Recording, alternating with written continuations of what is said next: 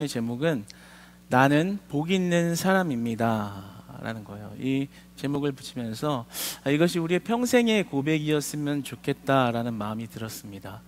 어떠한 상황 가운데서도 나는 하나님의 복을 받은 사람이야, 받을 사람이 아니라 이미 받은 사람이야, 하나님을 믿게 하셨으니 나는 복 받은 사람이야, 늘 그런 은혜가 저와 여러분 가운데 흘렀으면 좋겠습니다. 이 오늘 말씀을 보면 이 복이라는 말로 이렇게 시작을 합니다. 우리가 참 복을 받고 싶죠. 잘 되고 싶고, 어려운 일보다는 그 복을 받아들여서 이렇게 행복한 삶을 살고 싶은 마음은 누구에게나 있습니다. 그런데 복에 대해서 누가 제대로 정의할 수 있는가? 또 그 복을 받는 방법에 대해서 누가 명확하게 이야기해 줄 수 있을까요? 세상에서 이렇게 지혜와 지식을 이야기하는 어떤 강의나 책을 보면 이 복에 관하여 이야기를 하지만 명확하지가 않아요. 좀 불충분해요. 복을 받는 것도 실력이다, 복을 받는 것은 우연이다, 어찌어찌 하다 보니 그냥 이루어진 거다, 아니 대대로 그냥 이어진 거다, 이렇게 복에 대해서 이렇게 명확하게 복이 무엇이고 어떠한 자가 복을 정확하게 받는 것인가에 대해서 이렇게 명확하게 설명을 해내지 못하는 것을 이렇게 발견하게 됩니다. 복에 대해서 이렇게 말을 해도 보편적인 기준, 누구에게나 임할 수 있는 그 복이 무엇이고 어떻게 해야 그 복을 받을 수 있는지에 대해서 이렇게 설명하는 것이 이렇게 불충분하다는 것을 보게 돼요. 왜냐하면 개인적인 경험으로나 또 어떤 문서나 책으로만 그것을 이야기할 수 있기 때문에 그러한 것이죠. 그런데 오늘 시편의 첫 시작을 어떻게 열어가냐면요, 복이라는 단어로 그 시작을 열어갑니다. 복 있는 사람은, 참 첫 시작부터 복이 무엇인가, 복은 어떻게 받는 것인가, 그것을 말하려고 그 축복으로 우리를 초대하고 있는 것을 보게 됩니다. 오늘 이 복 있는이라는 말을 이 원어로 직역을 하면 매우 복되도다 그 사람이라는 말이 됩니다. 그러니까 그 복의 크기가 결코 작지 않다라는 거예요. 그런데 여기서 말하는 복은 우리가 그냥 새해가 되거나 이렇게 또 좋은 사람 만나면 복 받으세요, 새해 복 많이 받으세요, 이런 말로 혼용해서 이렇게 사용이 되는데 그런 복을 말하고 있는 것이 아닙니다. 오늘 이 1장 1절에서 시편서 1장 1절에서 말하고 있는 복은 하나님께서 주시는 복을 의미하고 있습니다. 우연히 온 것도 아니고 내가 뭔가 잘해서 내 실력이 뛰어나서 그렇게 얻어낸 것도 아니고, 그냥 나의 공로는 내가 한 것은 아무것도 없는데 하나님이 그냥 주셨다라는 거예요. 그 복을 말하고 있습니다. 그런데 그 복이 매우 크다라는 거예요. 그래서 원어적으로 의미를 보면 그 복을 받는 사람들은 여러 가지 복을 다 받아 누린다라는 거예요. 그 복을 하나님께서 주신다라는 겁니다. 영의 복도 받고요, 육의 복도 받는다.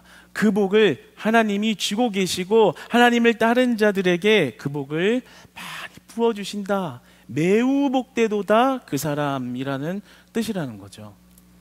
여러분, 오늘 이 밤 저와 여러분이 그 하나님의 복을 다 받아 누리시기를 축복합니다. 하나님의 복이 무엇인지, 내가 어떻게 하면 그 복 안에서 살아가는 것인지를 발견할 때 우리 안에 진짜 기쁨이 회복되기를 원하고요, 절망 가운데서 다시 소망을 회복하는 위로와 은혜가 있기를 원합니다. 오늘 3절에 보면 그는 시냇가에 심은 나무가 철을 따라 열매를 맺으며 그 잎사귀가 마르지 아니함 같으니 그가 하는 모든 일이 다 형통하리로다 라고 나옵니다. 여기서 이 시냇가라는 말을 이제 원어로 보면 물의 갈래들이라는 뜻을 가지고 있습니다. 그러니까 이 뜻이 뭐냐면요, 마른 땅에 나무가 심겨지면 그 나무는 죽게 되잖아요. 물이 없으니까요. 그런데 우리가 마른 땅에 나무가 심겨져도 그 물의 갈래가 이렇게 그 나무의 뿌리에 닿으면 그 나무는 산다는 거예요. 그 나무는 산다는 거예요. 비록 그 땅이 비척하고 그리고 메말라 있는 땅이라도 시냇가에 그 물의 갈래 한 줄기가 그 뿌리에 닿으면 죽을 수밖에 없는 나무가 살아나게 된다라는 거죠. 그게 바로 복이라고 이야기를 하고 있는 것입니다. 그러니까 비록 우리의 삶이 광야와 같고 정말 메마른 땅처럼 너무나도 비척하고 그리고 소망 없고 보잘것 없는 그런 환경이 내 삶에 주어져서 내 삶이 너무나도 값어치 없게 느껴지고 아무것도 아닌 것 같고 이룰 수도 없는 것 같은 낭망적인 상황에 있을지라도 오늘 그 시냇가가 되시는 하나님의 물의 갈래가 여러분의 심령에 닿으면 여러분이 살아난다라는 거예요. 결코 메마르지 않는다라는 거예요. 그 하나님의 생명수가 우리의 믿음의 뿌리에 닿는 은혜가 있기를 소망합니다. 그러니까 어디에서 복을 찾아내고 발견할 수 있다는 게 아니에요. 그 시냇가는 바로 하나님의 말씀을 의미하는 거거든요. 하나님이 내 삶에 들어오셔야, 하나님이 우리에게 준 그 구원의 은혜가, 그 생명수가 내 심령에 닿아야, 그 생명수가 흐르기 시작하면 내 삶이 메마른 광야에 서 있을지라도 뭐라고 말합니까? 시냇가에 심은 나무가 철을 따라 열매를 맺으며 그 잎사귀가 마르지 아니함 같으니 그가 하는 모든 일이 다 형통하리로다. 할렐루야. 그러니까 우리의 그 복의 근원이 어디 있는가를 우리는 분명히 알고 살아야 하는 거예요. 그 복의 근원이 하나님이라는 사실을 여러분 믿음으로 명심하며 살아가기를 축복합니다. 절대 그 잎사귀를 마르지 아니하게 하신다라는 거예요. 참 은혜가 되지 않아요? 여러분의 삶이 어떤지는 저는 모릅니다. 그러나 때로는 우리의 삶의 인생의 여정은 어려울 때가 있는 것입니다. 그리고 그것이 연속되다 보면 그게 언제 끝날지 모르는 터널과 같은 시절을 지내게 되죠. 그러나 그런 곤란한 상황 가운데서도 하나님의 생명수가, 그 시냇가의 물이 여러분 안에 흐르기 시작하면 여러분 그 잎사귀를 절대로 죽이지 아니하시고 마르지 아니하게 하시고 반드시 형통하게 하는 은혜로 채우신다라는 것입니다. 그러니까 우리는 하나님의 생명수를 받아야 되는 거예요. 세상에서 말하는 복 받으세요, 돈 많이 버세요, 하는 일 잘 되세요, 자녀가 잘 되세요, 집 사세요, 땅 사세요, 그런 의미가 아니라 하나님의 생명수가 내 안에 흐르는 것이 절대적인 축복이라는 것이죠. 하나님께서 복의 기준이 되시기 때문입니다. 6절의 말씀을 보면 하나님께서는 그것을 분명히 하셔요. 6절에 보면 여호와가 인정하신다라고 이렇게 나옵니다. 그러니까 하나님이 네가 의인이라는 것을 인정하면 그 자는 다 복을 받는 것이지만 인정 안 돼 라고 하는 그 악인들은 그 심판을 견디기가 어려울 정도의 고통이, 징벌이 기다리고 있다는 거예요. 그러니까 하나님이 복의 기준이 되시고 그 기준은 굉장히 명확하다라는 거죠. 오늘 2부 예배 때도 마태복음서를 나가면서 우리가 말씀을 배웠지만 예수님이 재림하시면 예수님 모두 다 좋다라고 하지 않으신다라는 거잖아요. 예수님이 재림하셔서 그 영광과 권위로 우리에게 만국 앞에 오셨을 때에는 양과 염소를 가르신다라는 거죠. 그래서 오늘 우리는 양이 되는 축복을 받았듯이 오늘 6절에서도 또 똑같은 말씀을 이미 구약에서 하시는 거예요. 여호와가 인정하신 자는 복되고 그 삶이 형통하는 것이지만 하나님이 인정 안 되는 사람들은 분명히 갈라져서 그 심판을 견디기 어려울 것이다 라고 아주 복의 기준과 복을 받는 사람들에 대한 대상을 아주 명확하게 이야기하셨다는 거죠. 그러니까 얼마나 감사하면서 또 얼마나 그 권위가 대단합니까? 누가 감히 내가 복의 시작이고 복을 받았을 사람들은 이런 사람들이다 라고 명확하게 누가 말해줄 수 있겠냐라는 거예요. 그것이 하나님이기 때문에 가능하다라는 거예요. 온 만물을 지으시고 온 만물을 통치하시고 온 만물을 회복시키실 그 하나님이 계시 때문에 가능하다라는 겁니다.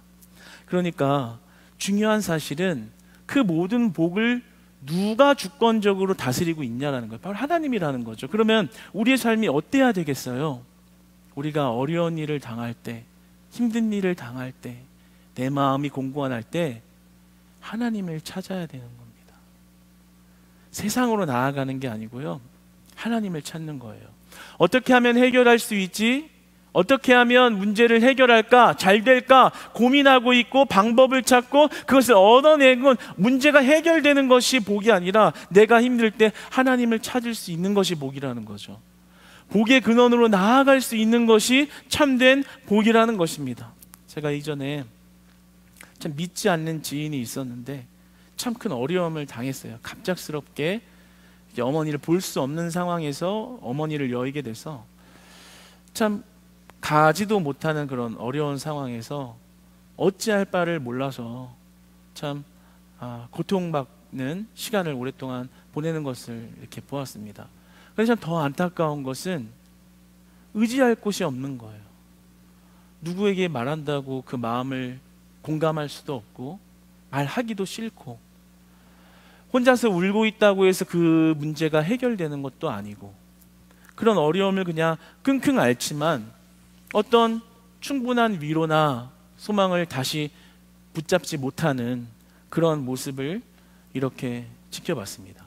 그러나 오늘 우리 본문에서 말씀이 우리에게 하시는 말씀은 아까 전에 찬양의 고백처럼 작은 신음에도 응답하시고 우리의 작은 상황에도 응답하시고 여러분의 처한 작은 문제 가운데서도 돌보시는 하나님이 계시다라는 거죠. 그러니까 아무리 작은 문제여도 내 문제 해결과 내 생명의 근본이 어디에 있는가를 명확하게 아는 사람들은 그 문제를 갖고 낭망할 수도 있지만 다시 일어나서 하나님을 붙잡는 거예요. 하나님, 고통스럽습니다. 하나님, 괴롭습니다. 하나님, 외롭습니다. 하나님, 그런데 어찌할 바를 모르겠습니다. 어떻게 해야 될까요? 하나님께 그 문제를 아뢰는 거죠. 시편서 전체를 보면 다윗이 늘 기뻐하는 상황만 있던 것은 아니에요. 어렵고 쫓기고 죽을 뻔하고 정말 그냥 죽었으면 좋겠다라는 생각이 드는 그런 여러 가지 인생의 고비 속에서 하나님을 찬양하는 모습을 보게 됩니다. 하나님을 찾는 거죠. 하나님, 내 어려움을 돌봐주시옵소서. 하나님이 나의 복의 근원이 되십니다. 하나님이 문제의 해결이 되십니다. 하나님이 생명수가 되십니다. 하나님이 시냇가에 흐르는 시냇물이 되시오니 나의 이 메마른 심령 가운데 그 시냇물을 부으셔서 하나님의 축복으로 나를 형통케 하소서. 여러분, 이 다윗의 고백이 저와 여러분의 고백 되시기를 축복합니다. 내 복이 어디에 있는가? 모든 복이 하나님의 주권에 달려 있구나. 그러니까 여러분, 이제부터 가장 어려울 때, 내 마음이 가장 낙심되고 힘들 때 하나님을 먼저 찾으시는 여러분 되시기를 축복합니다. 하나님을 찾으실 때 하나님이 반드시 여러분을 만나 주실 줄 믿습니다. 반드시 여러분의 심령에 생명수가 흐르도록, 그 시냇가에 심은 나무에 물이 흐르도록 생명수를 부어주신다는 사실을 믿으시기 바랍니다. 오늘 시편서가 참 자세히 살펴보면 큰 은혜가 되는 것은요, 구체적이라는 사실이에요. 복받는 사실에 관하여 뭉뚱그려서 이야기하지 않고요, 굉장히 명확하게 얘기해 준다는 거죠. 1절에 보면 아니하며 라는 말을 3번이나 반복을 합니다.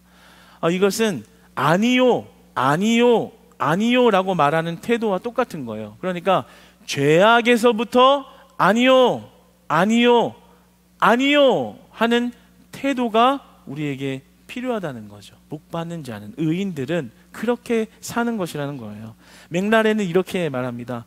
죽은 고기는 물과 함께 흐르나 산 고기는 물을 거슬러 올라간다. 그러니까 단순히 죄를 의식하고 저게 죄구나 하고 가만히 있는 게 아니라 죄를 보고 아니요 하고 그것을 벗어난다라는 거예요. 여러분, 죄악 가운데 빠져 계시지 말고 예수 그리스도의 능력의 이름을 외치고 그 죄의 자리에서 돌이키시는 축복을 받는, 복을 받는 여러분을 되시기를 축복합니다. 악인들의 꾀를 따르지 않는다라는 거예요. 아니요, 여기서 악인들의 꾀라는 것은요, 이 뜻을 보면 하나님의 뜻과 상관없는 마음을 말하고 있어요. 그러니까 말씀 어쩌라고, 말씀 안 받아, 나는 세상에서 잘 먹고 잘 살 거야, 하나님의 말씀 안 받아들여 내 경험, 관계, 지식, 전통, 습관을 통해서 잘 먹고 잘 살기만을 원하는 그 마음, 그게 바로 악인들의 꾀라고 말합니다. 그것은 6절에 보면 악인들이 결국에 심판을 받게 되는 이유가 되는 거죠. 그래서 우리는 그 악인들의 꾀 앞에 아니요 하는 믿음이 필요하다라는 거예요. 그것이 죄악이라는 거예요. 하나님 없이 잘 살 수 있다는 그 생각, 그것이 큰 죄라고 말씀하시며 거기서 아니오라고 돌이키는 삶이 복되다라는 것이죠. 여러분, 근데 우리는 신앙생활을 하면서도 말씀은 말씀, 내 삶은 삶, 이런 경우가 너무 많아요. 말씀은 분명 좋은데 내 삶에서는 또 내 방법대로, 또 내 경험대로, 일은 이렇게 해야지 되니까 늘 내 타락한 그 죄성의 습관들과 언어와 행실과 방법들이 매번 뛰쳐나오게 되죠. 그러나 그 악인들의 꾀를 쫓지 말아라. 사람들이 하나님 없이 잘 먹고 잘 살 수 있다고 그 꾀를 부리고 있는 그 방법을 너희 마음 안에 품지 말아라. 거기서부터 아니하며 아니요 라는 태도로 돌이켜라. 그리고 하나님의 생명수로 나아가라. 하나님의 말씀으로 나아가라. 여호와의 율법으로 나아가라 라고 말씀하시는 것입니다. 하나님께서는 참 작은 것에 순종하는 자들이 되기를 원하세요. 왜냐하면 작은 것에 순종할 수 있어야 큰 일에도 순종할 수 있기 때문입니다. 큰 일에는 순종하면서 큰 일에도 불순종하면 작은 것에도 불순종할 수밖에 없는 것이죠. 그래서 오늘 시편 말씀은 너희들이 그 작은 것에서도 하나님의 말씀을 선택하라고 말씀하십니다. 여러분, 여러분의 삶에요, 분주하다 보면 그냥 하나님 말씀 다 잊어버리고 분명히 교회 안에서는 그 말씀 은혜 받았는데 그 말씀 붙들고 나아갔는데 감정이 흔들리면, 분노하면, 그냥 내 감정이 깨져버리면 그냥 내 마음대로 일을 처리해버리고 하나님 없이 그렇게 살아가는 모습을 믿는다고 말하는 우리들도 발견하게 됩니다. 그것이 복되지 않다라는 거예요. 더 나아가면 오늘 악인이라고까지 나아가지만 그 삶에 하나님이 주시는 복과 기쁨과 감사를 누릴 수 없다라는 거죠. 그래서 아주 작은 일이어도요, 우리는 물어야 해요. 하나님의 말씀대로 선택하게 해주세요. 하나님의 말씀대로 행하게 해주세요. 여러분의 똑똑한 머리로는 다 결정이 되죠. 이거 이렇게 해야지 돼. 그러면 잘 될 거예요. 잘 먹고 잘 사실 거예요. 그런데 하나님이 보시기에 그것은 복이 아니라 망하는 길이라고 이야기를 하는 거예요. 그 복의 기준과 복의 크기가 매우 받는 복이 멀어진다라는 거예요. 그래서 오늘 말씀하시고 있는 포인트는요, 돌아서는 것만으로 끝나는 게 아니라 아주 중요한 포인트예요. 돌아서서 하나님의 말씀의 자리로 나아가라까지 나아갑니다. 돌아섰어요. 죄 있는 것을 알았어요. 죄에서 돌아섰어요. 그리고 가만히 있는 게 아니라요, 하나님의 말씀으로 나아가라. 여호와의 율법을 주야로 묵상하는 자는 복이 있다라는 거예요. 하나님의 말씀을 늘 묵상하는 여러분 되기를 원합니다. 여기서 묵상이라는 단어는 작은 소리로 읊조리는 그런 것을 의미해요. 큰 소리로 떠벌리고 나 말씀 많이 알아, 신앙생활 많이 했어, 말하는 거 모르는 거 없어, 그런 게 아니에요. 사랑하는 사람을 생각하면 떠벌리는 게 아니라 속으로 앉으나 서나 당신, 그런 것도 저 세대는 아닌데 분명히 아니에요. 근데 왜 아는지는 모르겠어요. 근데 앉으나 서나 당신을 생각하는 마음이 있으면 늘 자면서도 생각이 나고, 일어나서도 생각이 나고, 뛰면서도 생각이 나고, 먹으면서도 생각이 나고, 어떤 일을 하면서도 일이 손에 안 잡히고, 그런 경험이 있죠. 네. 그러면 그런 묵상을 하든 주야로 하나님의 말씀을 그렇게 담으라는 거예요. 하나님의 말씀이 달콤하게 느껴지고, 하나님의 말씀이 기쁘게 느껴지고, 하나님의 말씀을 즐거워하여 주야로 묵상하는 것에 힘이 있다는 겁니다. 그것은 누구도 해할 수 없는 든든한 반석이 되는 줄 믿으시기 바랍니다. 그러니까 우리가 말씀이 서 있지 않으면 자꾸 넘어져요.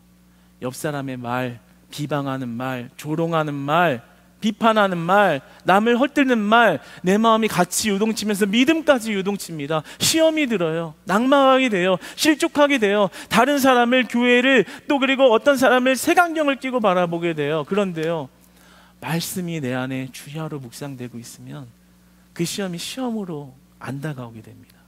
여러분 반드시 그런 경험을 많이 하시기를 소망합니다.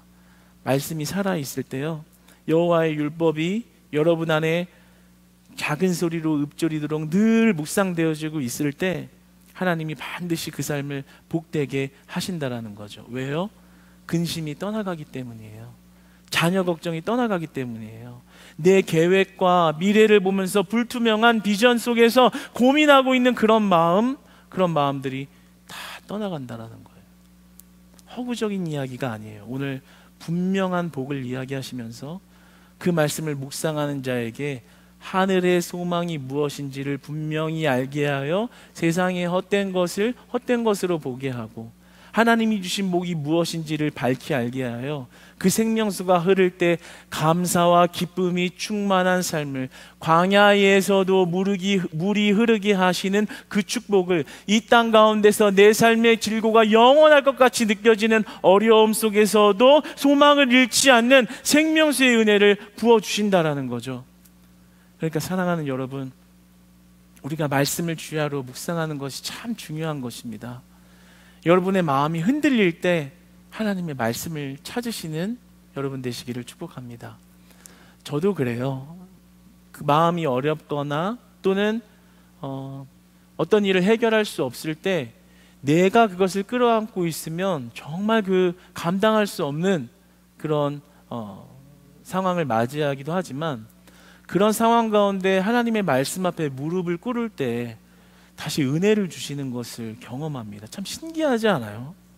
인간적으로 생각하면 안 될 것 같은데, 소망 없는데, 그래서 이걸 어떻게 해결해야 될까 끙끙 앓고 있는데, 그 앓고 있는 상황 가운데서 다시 하나님의 말씀으로 돌아오면요, 하나님이 그 마른 나무에 시냇물을 대시듯 다시 여러분의 삶을 위로하시고, 다시 하나님이 여러분에게 어떤 존재로서, 어떤 복의 존재로서 여러분의 인생에 찾아오셨는지를 드러내신다라는 거예요. 그 생명수를 딱 만나면 위로가 넘치고, 감사가 넘치고, 기쁨이 넘치고, 그리고 우리 안에 소망이 회복되시는 겁니다. 여러분, 그러니까 주야로 하나님의 말씀을 즐거워할 수 있는 복이 우리 안에 있다는 것, 그것이 가장 큰 복이라는 것입니다. 말씀을 맺겠습니다. 오늘날의 많은 사람들은 하나님의 말씀의 권위를 스스로 실추시킵니다. 말씀 듣는 것이 어렵다고 이야기하고요, 재미있는 얘기, 행복한 얘기, 그리고 나한테 도움이 될 것 같은 이야기만 많이 듣고 싶어 합니다. 그러나 오늘 하나님의 말씀이, 주야로 하나님의 말씀을, 율법을, 하나님의 말씀입니다. 말씀을 묵상하는 자는 복이 있도다. 반드시 그 나무가 열매를 맺게 하리라.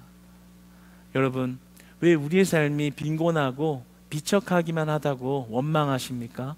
이제 그 원망의 숨소리를 멈추시고 하나님 앞에 무릎을 꿇는 기도의 소리로, 하나님의 말씀 앞에 하나님을 구하는 기도의 소리로 바꾸시는 여러분 되시기를 축복합니다. 그 삶을 반드시 복 주시겠다고 하신 그 하나님의 말씀을 사모하고 말씀을 묵상하는 가운데 찾고 발견하는 은혜가 여러분의 삶을 에워싸시기를, 여러분의 삶을 에워싸시기를, 광야 같은 삶의 열매가 맺어지는 은혜를 부어주시는 한 주간의 삶이 다 되시기를 주님 안에서 축복합니다.